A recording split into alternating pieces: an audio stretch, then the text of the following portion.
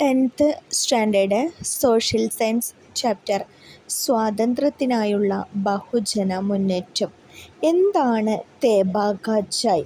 അഖിലേന്ത്യാ കിസാൻ സഭയുടെ നേതൃത്വത്തിൽ 1946-47 കാലത്താണ് തേബാഗ സമരം നടന്നത്. പ്രഭുക്കളായ ജോത്തേദാർമാർക്ക് എതിരായിരുന്നു കർഷകരുടെ സമരം. വിളവ് രണ്ടായി ഭാഗിച്ച് ഒരു ഭാഗം ജോത്തേദാർമാർക്ക് നൽകുന്ന രീതിയാണ് ഉണ്ടായിരുന്നത്. വിളവിനെ മൂന്നായി ഭാഗിക്കണമെന്നും 2 ഭാഗം തങ്ങൾക്ക് ലഭിക്കണമെന്നും ആവശ്യപ്പെട്ട് കർഷകർ നടത്തിയ സമരത്തിലെ മുദ്രാവാക്യമായിരുന്നു തേബാഗാച്ചായ്. 2/3 ഭാഗം ഞങ്ങൾക്ക് വേണമെന്നത്. We want 2/3 share. എന്താണ് തേബാഗാച്ചായ്?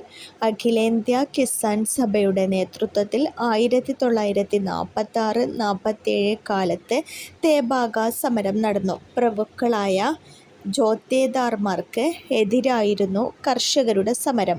വിളവ് രണ്ടായി ഭാഗിച്ച് ഒരു ഭാഗം ജോത്തേദാർമാർക്ക് നൽകുന്ന രീതിയാണ് ഉണ്ടായിരുന്നത്.